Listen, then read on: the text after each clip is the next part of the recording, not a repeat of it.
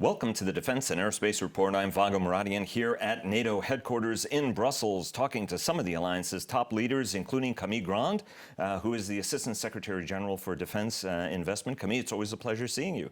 It's always a pleasure to see you, and this time to welcome you in Brussels. Exactly.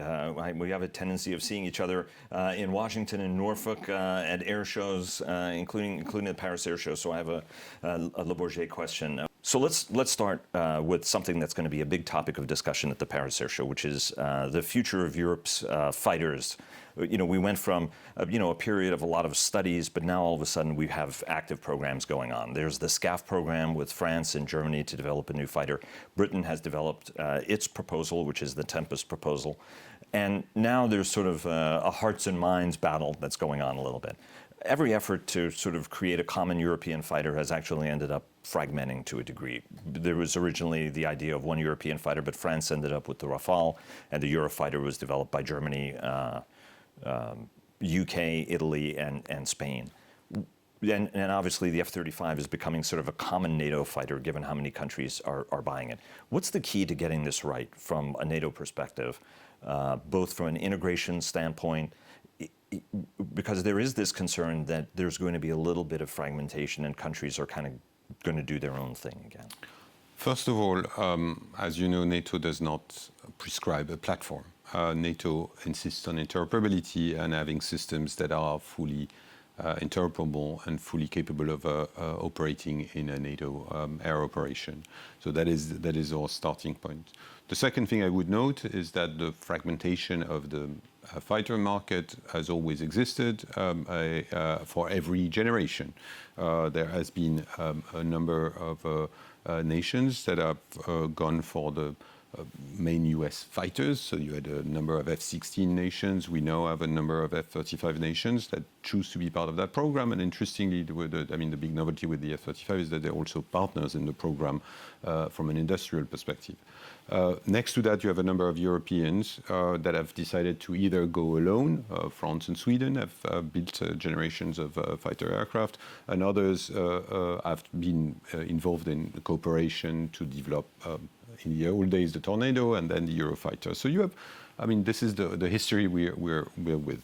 That history is sort of continuing with the next generation, where you see a number of projects being developed.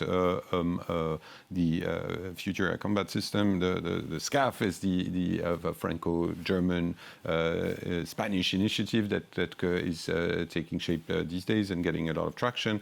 The British are putting forward the Tempest program and could involve Italy and others into this. So we do see this for the next generation of aircraft. We are at the beginning of a cycle, I would say, and we probably, I'm not sure we'll see again 3 European fighter aircraft, but maybe there will be 1, 2 that is going to be decided. I think it's for both nations and the industry to come up with the best solution for that, and also to see what degree of commonality can be inserted into this. Because of course the development of such high very demanding programs is costly and demanding. So a potential solution would be that even if there are multiple designs, you can try to maintain as much commonality in subsystems, whether landing gear, engines, radar, and comms, to try to ease supportability burdens, for example. I think it's really up to the industry to find the best solution. The reality, as we know it, is that even today, there is a certain degree of commonality between aircrafts, whether they are European, American. There are some of the subcomponents, usually to the fairly basic subcomponents that are operated by the entire industry and a number of air forces. Can we go further into that direction?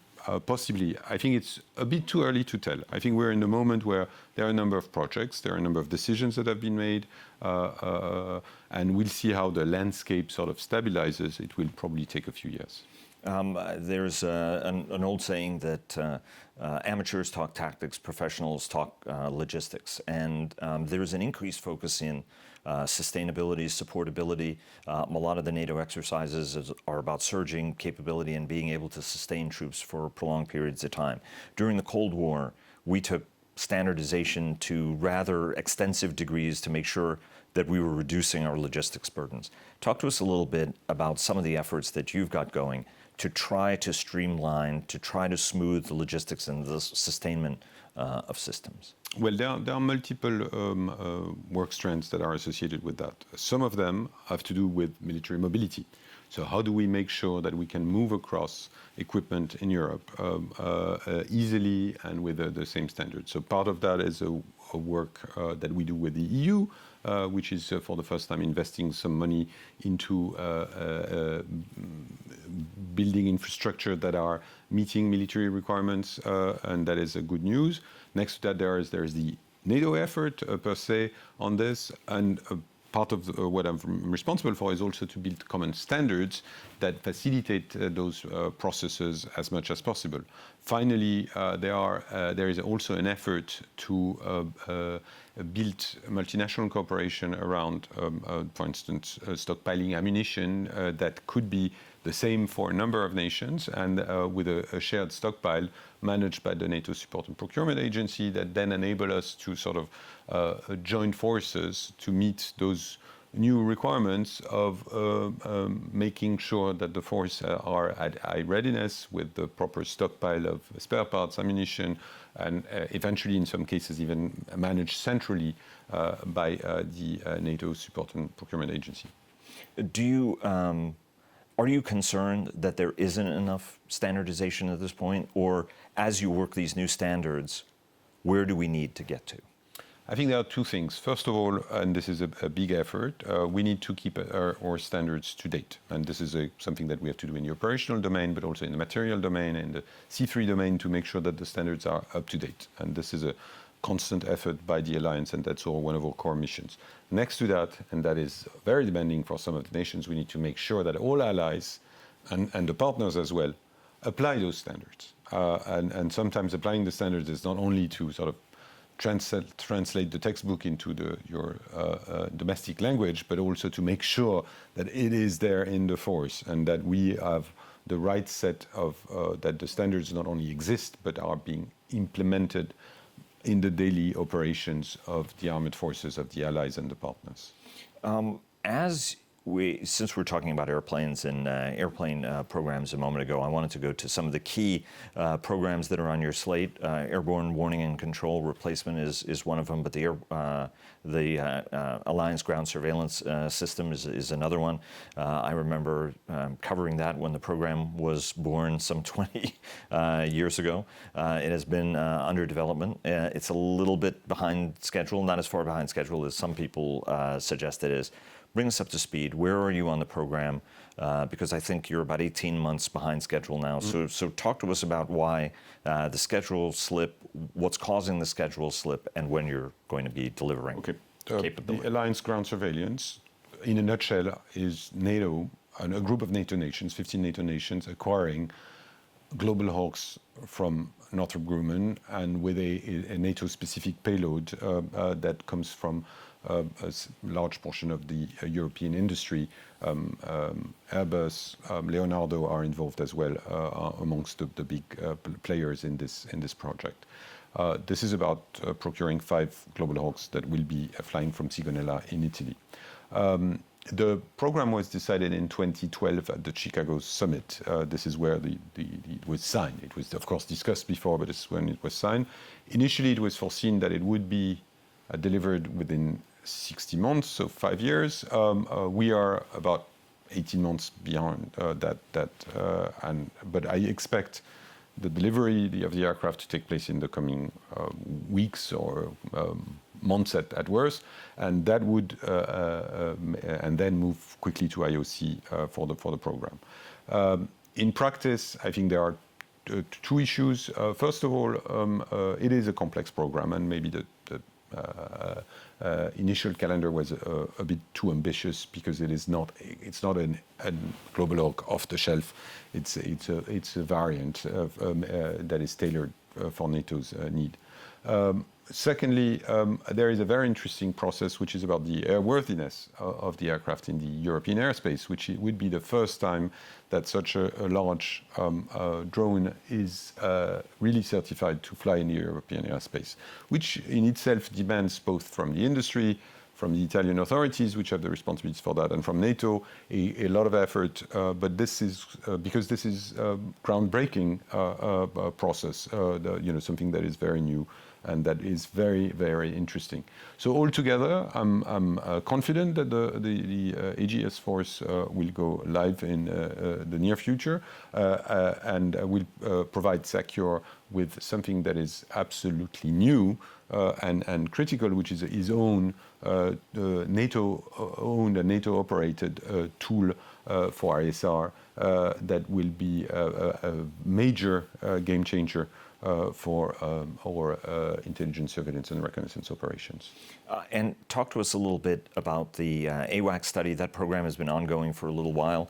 The E-3 Airborne Warning and Control Fleet, the Boeing airplanes have been in service, but you want to try to replace them around 2030, 2035 or so. There have been a number of studies, so where are we now in that process? We have two things. First of all, the AWACS nations have decided to put money into a last modernization of the AWACS fleet, which will enable it to fly well into the 2030s, in the 2035 timeframe is the sort of horizon that we are looking at. But while we're doing that, we're also working on what we call Alliance Future Surveillance and Control capability, which is aimed not only at being the successor capability to the AWACS, but I would say something somewhat more ambitious. Because the way I see it, and we are really now entering the concept stage, so we have industry was invited to come up with smart ideas. So those listening, you have a few months to come in, for this phase with your best ideas, and we're going to study them with the allies, and we're going to look at what are the best solutions for the alliance to procure that capability. My feeling is that it's likely to be a system of systems, and that it will need to take advantage of a number of assets that are going to be around in that period. And maybe there will be large platforms, E3 type, but maybe there will also be unmanned systems, including the AGS. Maybe there will be sensors of a different quality. I think space-based also, because once upon a time that was a big idea. No, potentially yes. The issue is this system of system will need to be able to sort of interconnect all of this. Then I'm not sure that NATO will operate or own a lot of those platforms.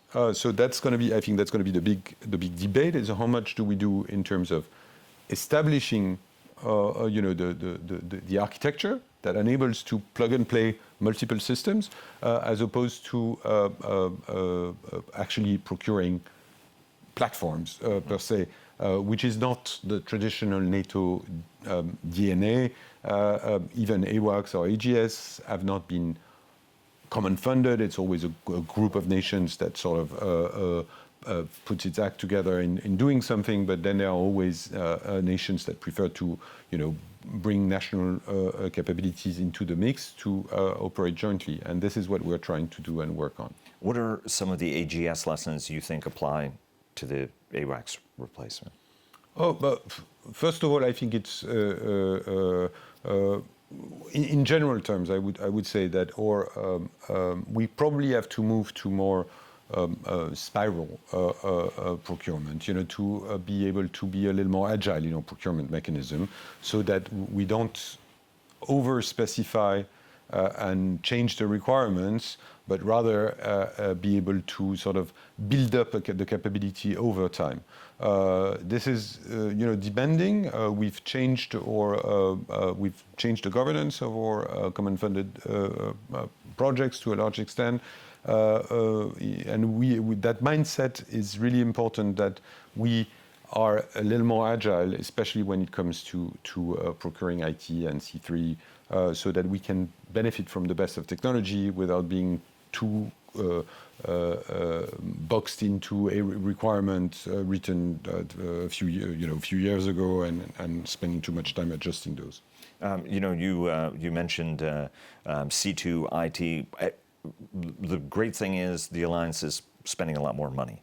And it's great that there is a lot of investment that's going into cyber. What do we have to remember about cyber investment? Because anytime a large number of nations are all investing on a national basis, that there are advantages to that, but there are also potential disadvantages to that, especially given something like cyber that's so cross-cutting that you want to engineer cyber at the front end of a system rather than apply it later after it's been developed. What's the right way to make sure the alliance gets the most out of its investment when it comes to cyber, C2, all of these systems, some of which you touch, but some of which you don't? First of all, NATO as NATO, when the things we buy at 29 are literally only about IT. We don't buy weapons, we don't buy platforms. What we do is we buy IT networks, we buy the ability to work together. So we buy C3, C2. That's the core purpose of the NATO Communication and Information Agency, and we spend $1 billion a year doing that, which is very, very, and it's mission critical for the alliance because this is the glue that enables us to work together, and this is what where allies see NATO as with the strongest added value for that.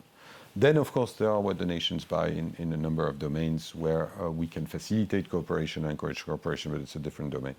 Coming back to your specific question, I think we, on IT, we have to recognize that we have to be a little more agile. We have to be in a system where we have to look at what exists in the civilian market, what exists off the shelf, and maybe spend a little less energy, developing the system entirely for our own requirements, but really being able to plug and play a little more with existing capabilities and some of that. So I'm not sure we will see a lot of super large projects, AFSC maybe being the one exception. But we'll see more of, how do we improve things and how do we improve them over time? How do we make sure that we have projects that can, be upgraded easily over time? And I think this is, the industry and technology cycle are becoming so short that we have to adapt to our own procurement methods to that new technological reality. There is one other airplane that's in the dynamic picture, and that's aerial tanking. Aerial refueling has always been a priority. Some nations have, almost every nation has their own national capability, but the alliance is trying to build it up.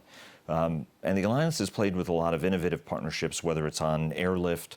One of your predecessors, Peter Flory, was very proud in terms of the job he accomplished on that, on the C-17 consortium. Huh? In Papa, the air base in Hungary.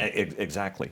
Where are we on the aerial refueling side of things? Because that's also a priority issue for Jorge Domecq and over at the European Defence Agency.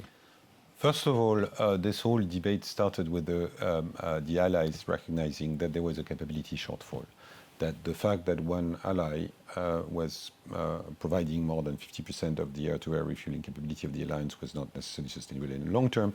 And you might remember that during the Libyan campaign, it was a key shortfall that was well identified. So since then, we've been working to address that particular effort. There are essentially three work strands, and it's an interesting case because it's a case where we've worked hand in glove with the European players, institutional players. One has been a group of nations led by the Netherlands has decided to procure and to establish a fleet of multi-role tanker aircraft in the Netherlands, and they are procuring jointly a fleet of up to, I think now they are at 9 aircraft in that particular fleet, which of modern. So they are buying the Airbus MRTT aircraft, and they are operating it together. It's very interesting because it starts from a NATO requirement. Then the European Defence Agency has helped define the requirements and refine the requirements for the European Air Forces. Then OCCAR was served as a procurement agency, and now NSPA, the NATO agency, is doing the service. So you have lots of flags on this project, but I think it's a good story under the Dutch lead with an EU and a NATO flavor to it, and it's delivering a capability, and I hope this fleet will will reach its initial capability next year, and that's going to be a major news. A second work strand, which is more within the EU, is how the A400M gets an air-to-air refueling capability, and that has been part of a project that our EU colleagues have been supporting and working on. Lastly, in the NATO environment, we are working to improve, and that has to do with standards, with rules, to improve the clearances so that more aircraft can be refueled for a larger variety of tankers, so that we don't create constraints when essentially the fighter that needs refueling doesn't have to look for the mothership, but can go to any tanker available in the NATO inventory. That's right, because that's been a challenge, because our aircraft in general on the Air Force side are boom refueled, whereas almost everybody else uses a drogue, and that's always a challenge. For example, given our force is much more KC-135 heavy, so you have to always put an adapter on a Stratotanker. Let me just ask you a clarification. The NATO E3 fleet has been in Geilenkirchen, which has been the home of that force.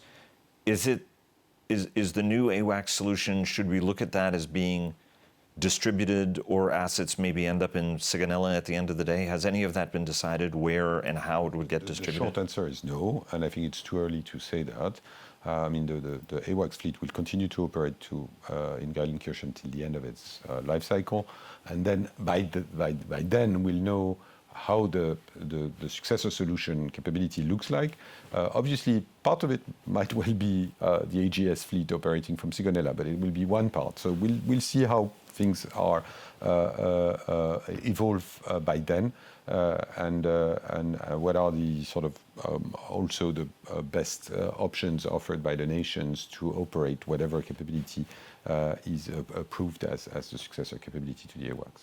You're the chairman of the Conference of National Armaments Directors. That's all 29 armaments directors and acquisition chiefs across the alliance. The next big meeting is in October, which is going to be here, and then a month later you have NATO Industry Day. So I'm going to ask you about that separately. Talk to us a little bit about what's on the agenda for the October meeting. Well, the Conference of National Armament Directors is a fantastic forum which enables essentially the Undersecretary for Acquisition across the alliance to meet and look at every issue that is related to multinational cooperation, armament, and technology. So our agenda is really pretty broad, and we try to cover essentially two things. One is really political. How can we work together better, and look at the politics of armament cooperation and the best ways to meet the alliance requirement. And the second thing, which is more on the sort of looking at the programmatic side of things, is really to say, okay, we have a few programs that are under NATO. So we debate them, whether it's our BMDC2 or AGS, or and we get our AFSC, and I get the advice of the National Armament Directors which are the main governance body for some of these programs. So those are the sort of two work strands, but it's also, I would stress, a pretty unique gathering of very senior principals in the armament domain, and they view this also as an opportunity to meet, to work together. So what happens in the room is just as important as what happens outside the room during the 2 days that we meet. Any update on ballistic missile defense command and control? Because obviously that's a priority. More nations have been investing in certainly air defense capabilities. We've seen whether it's Patriot going to Poland or it's going to Sweden, which does increase and enhance alliance capabilities broadly. Where do we stand on the BMD C2? The BMD C2, the NATO BMD C2 is an important capability that we've just conducted a good program review to make sure the program is on track. We have also made some adjustments to how it works and what are the requirements there. I think we are on now a good trajectory to move further towards FOC then. Next to that, a number of allies have invested in missile defense capabilities. Not all of that will be connected to the NATO BMD-C2, because there are some of them are more for about point defense, when the NATO BMD-C2 is really focused on territorial defense for against threats outside the Euro-Atlantic area. So, we have to work on both the connections and the differences there. But it is quite clear that there is a general effort to invest in integrated air and missile defense in Europe.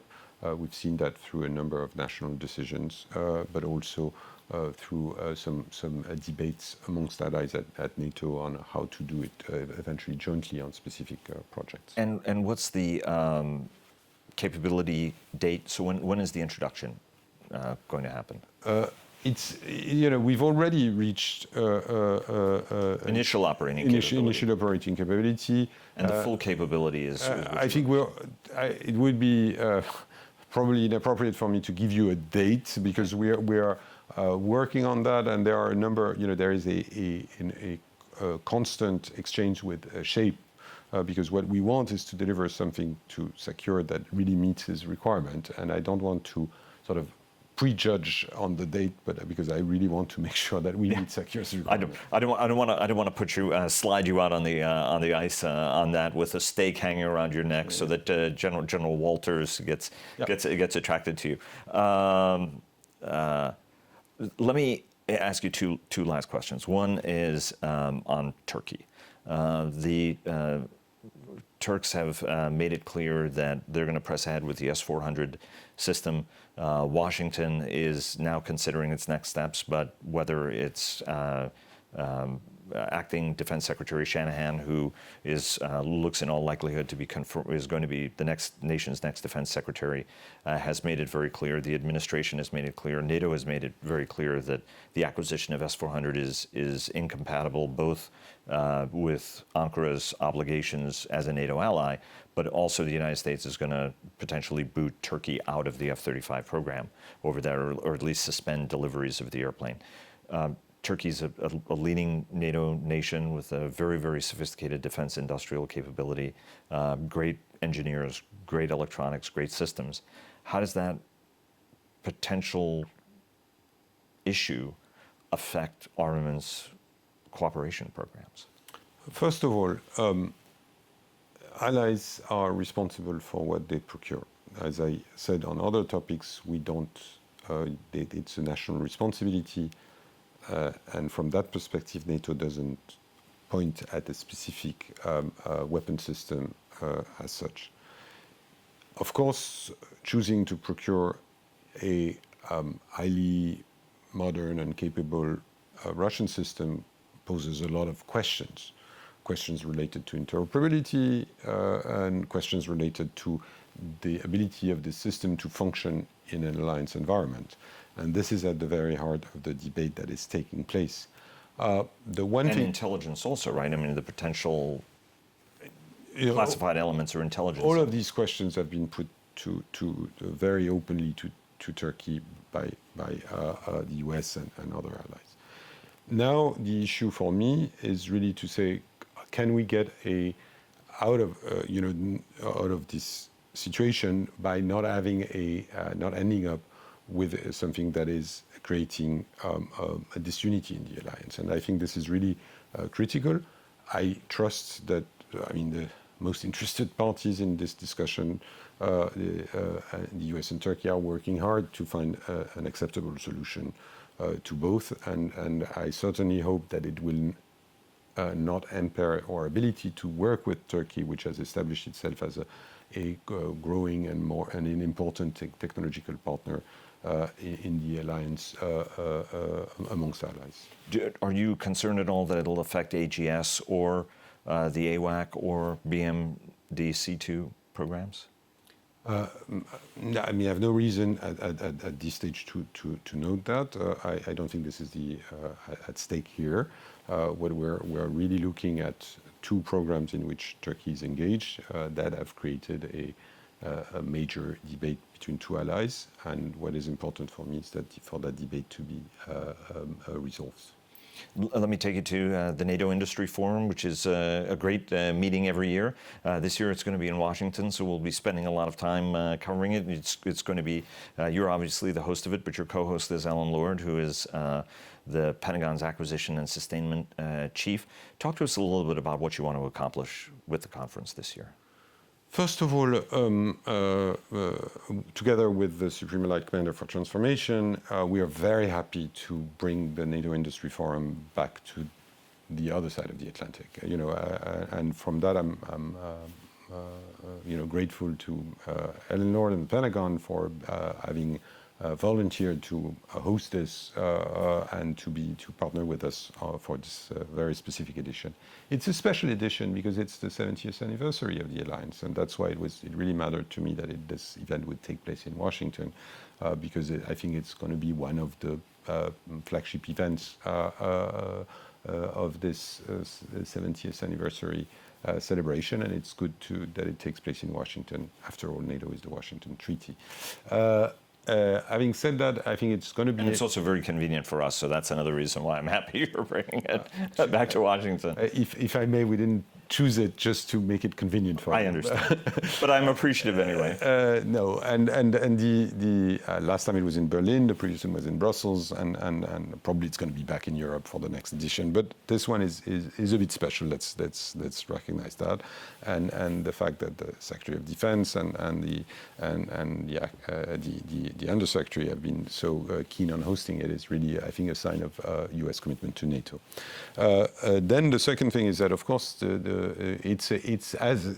NATO Industry Forum has established itself as one of the prime venue for a dialogue with industry. At our last edition in Berlin, I think you were there, we had a fantastic lineup of speakers with the CEOs of 12 of the top 15 defense companies in the alliance being there and being actively engaged in a dialogue with that. We also had the Secretary General, a number of senior officials, including from the EU. So we have both the politics of armament cooperation and of industrial policy, and the industry very actively present and engaged, looking at both the solutions for the future. So we really want to keep this as a debate oriented towards the future, and how can we improve the defense capabilities of the alliance and deliver the best equipment to our armed forces, and at the same time having the policy discussions and frank and robust policy discussions on the top issues on our transatlantic agenda for defense and industrial cooperation. And last question, are you going to go to Le Bourget next week? And if so, what are you going to be keeping your eye out for?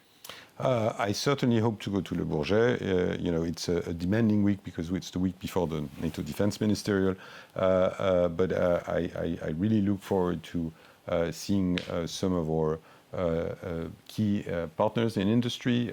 We have some major programs that are underway, and I always want to engage with the companies that are delivering those programs for NATO. And of course, Le Bourget is one of the best air shows, and I hope I'll have enough time to watch some of those great aircrafts in flight as well. Yeah, and the food's not bad either. So I mean, you've got that going for you as well, and the weather will be nice this year as well.